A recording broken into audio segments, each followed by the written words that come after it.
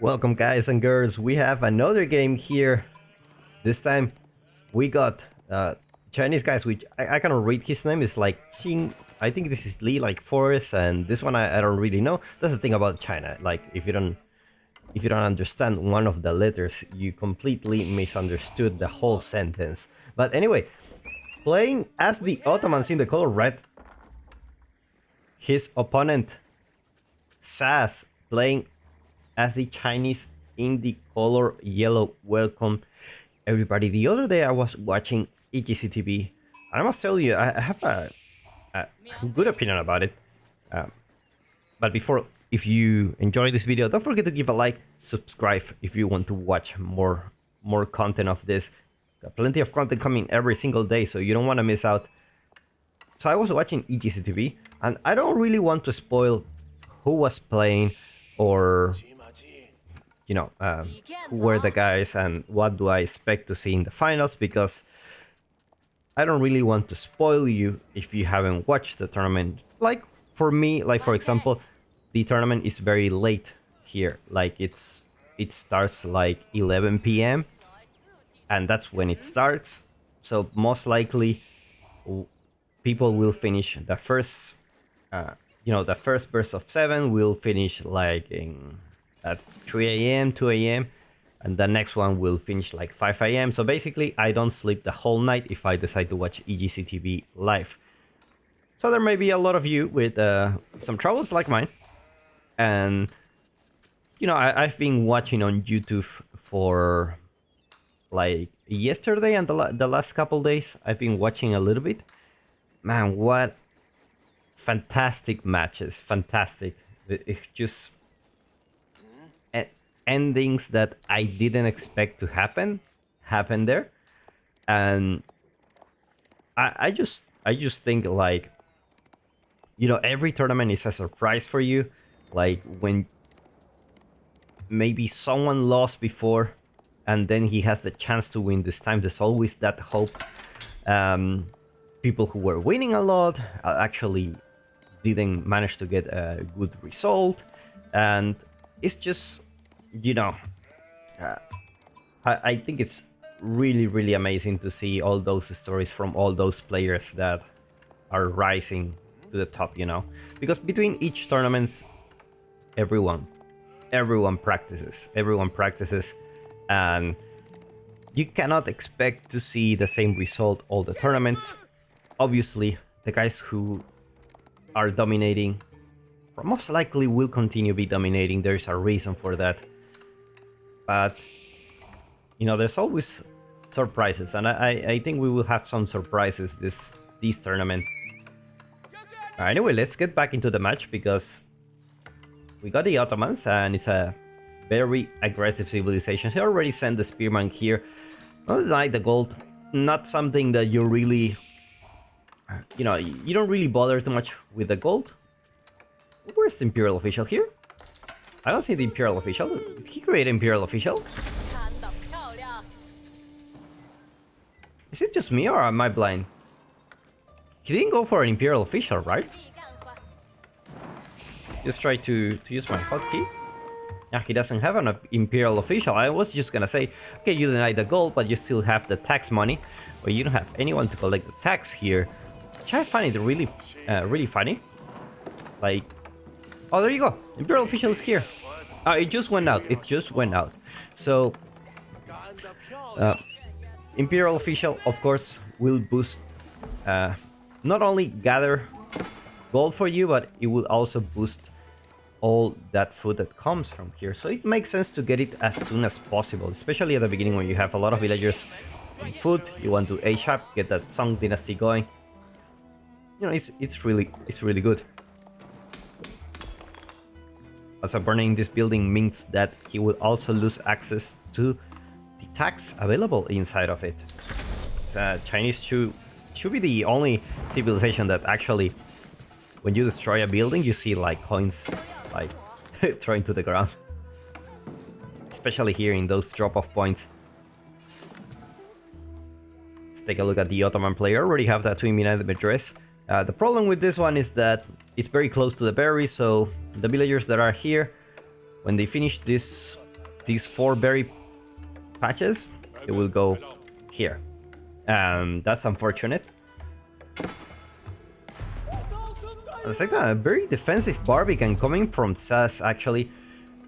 I would love to see the Barbican. Never mind, actually this is a good spot. You have the deer here. You have the deer, you have the gold. It's actually a very good spot. The problem is, how you gonna build?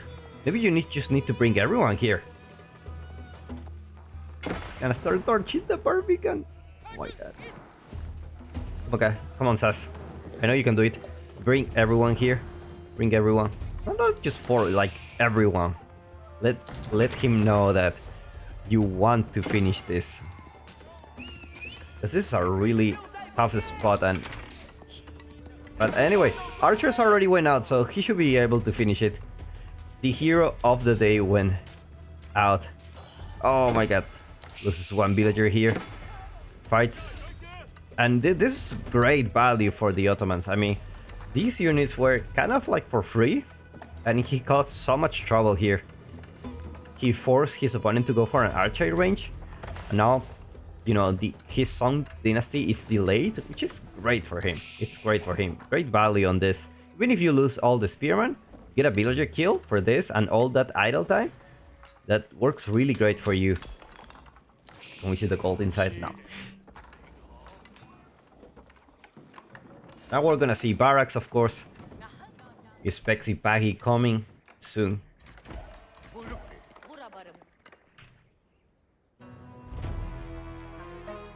Second military school coming for the Ottomans. The other day, YouTube recommended me a series of, like, I believe it was the Ottoman. It was like a novel or something, like a drama, but it was like really well made. It had like millions of views, so I guess it's a good one, and the quality of the videos were like amazing, like super good quality, super nice quality. So I don't remember the name of it. Obviously has some kind of sultan's name on it, but I save it to watch later. I think I will share it with you once I finish it. It was a really interesting match.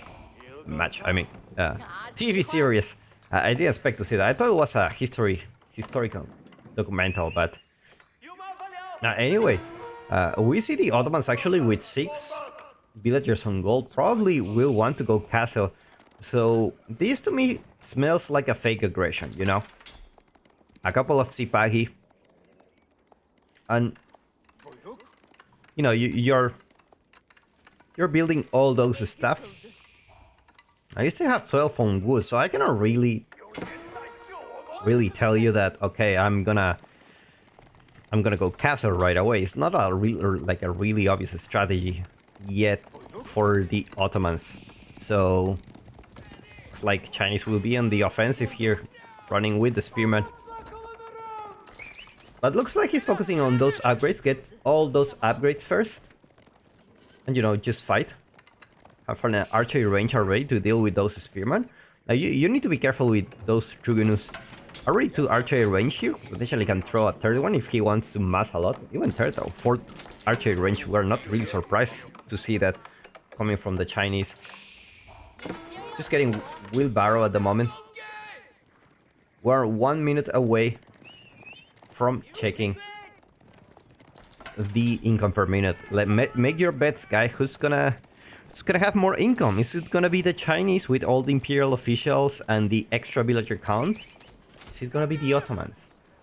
I would think it's gonna be the Chinese. Like, I don't want to ruin the party here, but Ottomans are not really well, you know, known for having good income. They already have a very solid bonuses with the military schools, which in a way it's income, but you don't really count on it. So yeah, I don't have high hopes for the Ottomans to have much more income than the Chinese at the moment. But we will see. We will see. Only 20 seconds.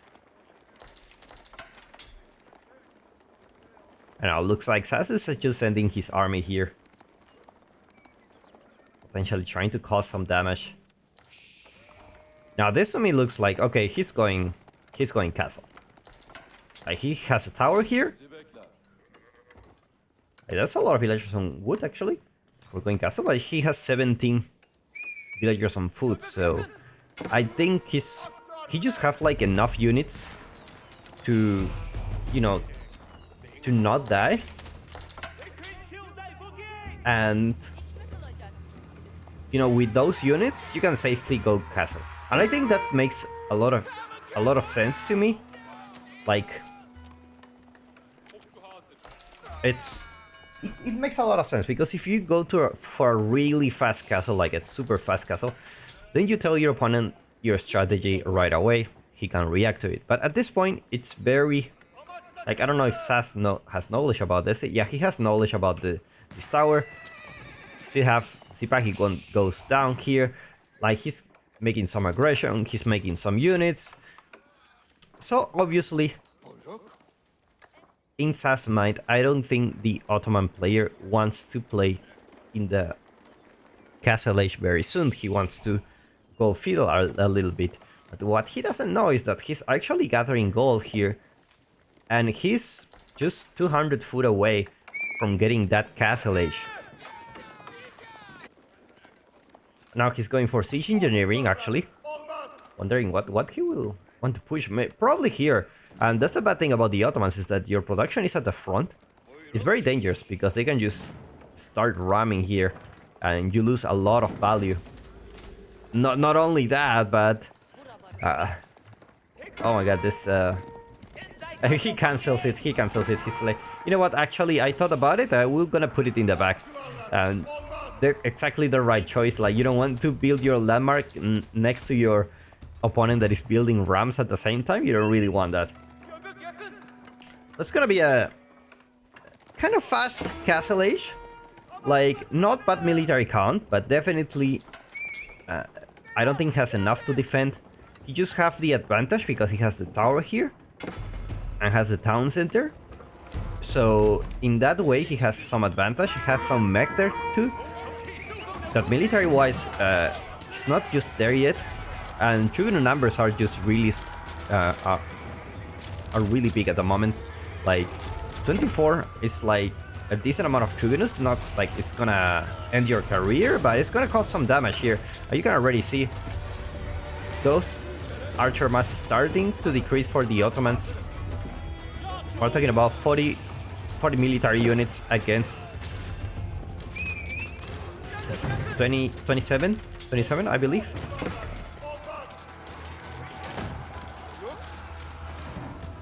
Meanwhile, gathering deer, like, not my problem, dude. And looks like this military school, it's gonna go down, unfortunately. Now he does have access to man-at-arms. See which unit he create. He lost one military school. Like, it's a big loss, but you know, you still have another one. So I think Sass did a lot of damage, and I think with that he can think about going castle himself. Like, at least he took down a military school. I don't know if it was worth it, but anyway, it's like Sass will retreat for now. His reinforcements not really gathering all of them at the same time.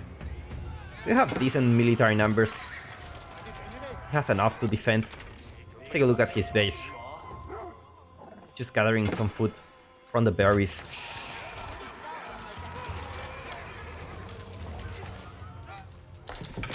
Now, no man-at-arms coming from the Ottomans. Having veterancy for the Sipagi? Not yet. We don't have veterancy for Sipagi. Just having more Sipagi.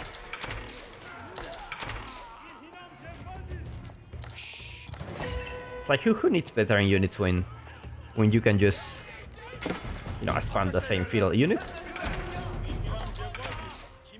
Second military school coming up again.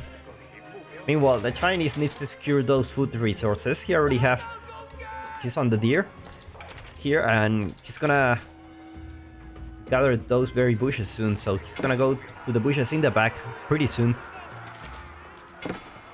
Archers are already veterans here, so gonna be a little bit more tankier, a little bit stronger.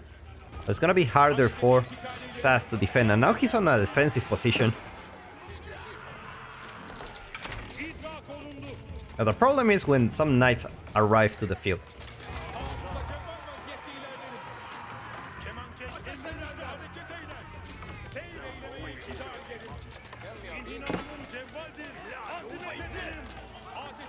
It looks like Sass is gonna lose his Trugenu mass. And I don't think he can get away with this one. I mean, he has plenty of archery range to defend, but your opponent is already on Castle Age, and you are nowhere near. Oh my god, I forgot to change the income per minute. Sorry about that, guys. I was just about telling you. Oh, we'll see in 20 seconds. We never saw it. But there you go. 1,000 something for Sass at the moment. And Ottomans is leading. It's leading. No surprise at all. No surprise at all. Sass is on the defensive for now. And he's actually moving around villagers just to gather those resources.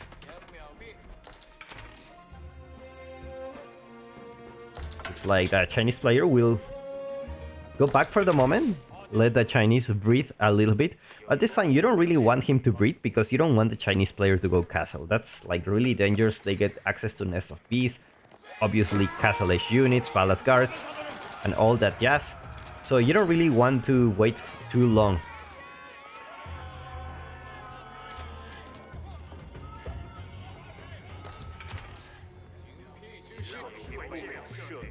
+2 range armor coming for the Ottomans, and I think as soon as he has +2 range armor, he can go for it. Like, this is the right time to strike the Chinese when they are doing their farm transition, because he's gonna run out of food soon. Still have some food here available to defend, but that's it, you know. You can go for the board here. It's a little bit far. I gotta take some risk, and at this point you should have plenty of villagers to go for the for some farm transition. But the problem is you didn't go for your second town center as the Song Dynasty. With the second town center you should have plenty of villagers, which you don't have at the moment. You're playing the aggressive game against the Ottomans, and this is where they shine. Like in the same situation, if he had gone castle and you already on 2TC, yeah, you will have less military units, but you will be able to pump them very fast soon. And astronomical clock tower coming for Sass, rushing it with 23 villagers. He needs that ASAP soon. And now Nest of Bees. Sorry, it's Springle first, actually. You gotta be careful not to lose the Springle. Now remember, you will need 3 shots from the Springle to actually take this guy down, so hopefully you don't lose it. But you also cannot fight the Ottoman player without your Springle, so it's kind of it's a tough situation. It is a tough situation.